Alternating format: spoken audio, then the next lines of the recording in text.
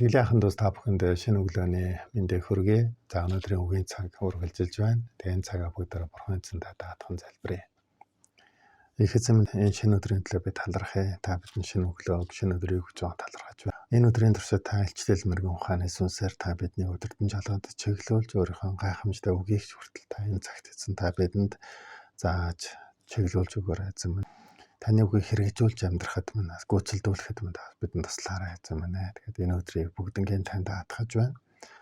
Энэ бүгдийг бидний эзэн Есүсийн нэрээр залбирanгуйж байна. Амен. Халелуя. Эзэн талархам байх болтугай. За тэг өнөөдөр бүгдээр хамтдаа Эфес номын 4-р бүлгийн 32 дугаар ишлэлээс хамтдаа суралцъя. Бурхан та нарыг Христ дотор уучлсны адил бие биенээ уучлан нэг нэгнээ энэрч аядуу зөөлөн сэтгэлээр ханд. За Илж Паул өнөөдрийн сургаалаар дамжуулан бие биенээ уучлах талаар нэг нэгнээ энэрч нэг нэгэндээ хандах хандлага нь аядуу зөөлөн байх тухай тийм ээ. Тэр чухал хандлагыг энэ сургаалаар дамжуулан бидэнд хэлж байна. За мэдээж яг энэ бол хүмүүсийн харилцааны донд үл уучлал нь маш том ангал ганц хавийг тийм бий болгодог. Харин уучлалаар дамжуулан энэ хүү ангал ганц хавийг тийм ээ хүмүүс дундаа арилгаж тийм үгүй болгож чаддаг байна. Гэхдээ бид яаж хэрхэн уучлах вэ? Мэдээж уучлал гэдэг бол бас хүн болгоноос гарахад хэцүү зүйл. Илж Паул хэлэхдээ Бурхан та нарыг Христ дотор уучлсны адил гэж. Өөрөөр хэл уучлалыг харуулахын тулд уучлал суралцахын тулд эхлээд Бурхан руу өнгөж хараасаа гэдгийг тийм ээ Паул ятгаж байгаа. Өөрөөр хэл Бурхан биднийг ямар их нүгэлтэй, гэмтэй, Бурхантай тэрсэлттэй, Бурханыг таньж мэдэхгүй амьдарч яасан тэр цаг үед өөрийгөө бидэнд бүрэн илчилж, нээж, харуулж тэгээд бидний бүх алдаа дутагдлыг уучлж өршөөсөн тэр агуу инэрлийн Бурхан тийм ээ оршин байгаа.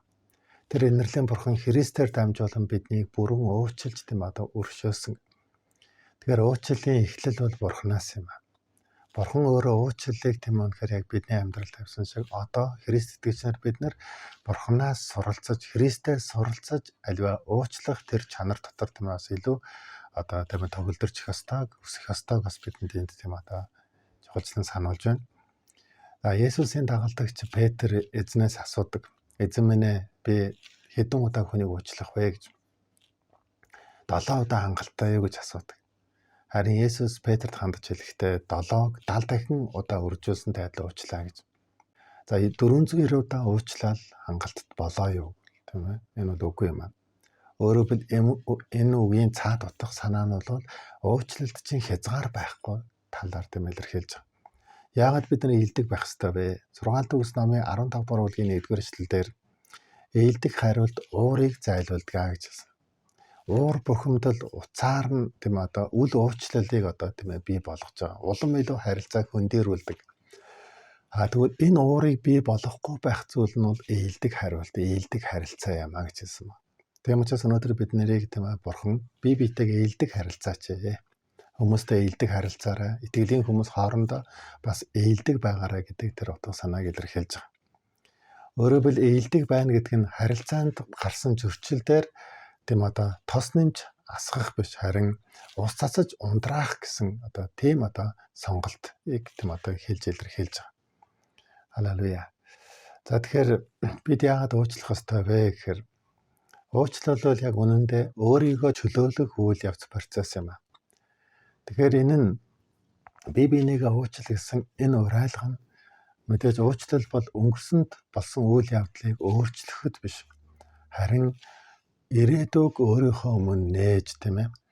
Үнэхээр тэр эрх чөлөөтэй тийм амар амгалан тэр өөрийгөө ирээдүйд нээх тийм зорилготойгоор тийм яг энэ уучлалын үйл явц процесс тийм явагддаг байх нэ. Тэгэхээр өөрөөсөө эхэл, өөрийнхөө зүрх сэтгэлийг чөлөөл тийм ээ. Өөртөө байгаа үзэн ядал, өөртөө байгаа уур бухимдал, өөртөө байгаа дургуутсал тийм ээ. Өөртөө байгаа хэн нэгэнд тийм үнэхээр уурлаж бухимдаж хэн нэгнийг үл уучлалаар дүүрэн байсан тэр зан чанараа, тэр зүрх сэтгэлээ, тэр хатуу зүрх сэтгэлээ өнөөдөр тийм ээ эзний өмнө авчирч чөлөөл. Ингэснээрээ та чөлөөлөгдөж, ингэснээрээ та өөрийнхөө ирээдүйд өөр тийм шинэ харилцааг одоо тэ өөрөөсөө эхлэлтэй шинэ харилцааг бий болгох бүрэн боломжтой. Өнөөдрийн туршид бас бүгдөө Бурханаас эхлэлтэй тэр гайхамшигтай уучлалын үр жимсийг бүгдөө ургуулж амьдарцгаая. Энэ цагаа бүгдөө Бурхандаа даатхан залбираад өнөөдрийнхөө цагийг дуусгацгаая. Хайртай Тэнгэрлэг эзэн минь танд баярлалаа. Энэ цагийг зөвшөөрсөн талархыг алдар магтаалыг танд өргөж байна. Өнөөдөр бас бид нар уучлал өршөөлийг тийм инэрлийг харуулдаг, ийдэг байдлыг харуулдаг тийм хүмүүс болгон та биднийг өөрчилж өгөөч. Энэ өдөр энэ туршид эзэн минь таньда бүгдийг даатгаж байна, өргөж байна эзэн минь. Тэгээ үнэхээр уучлалын гайхамшигтай үр жимсээр дүүрэн амьдруулж өгөөрэй. Эзэн минь энэ бүгдийг танд даатган бидний эзэн Есүсийн нэрээр залбирanгуйч байна. Амен.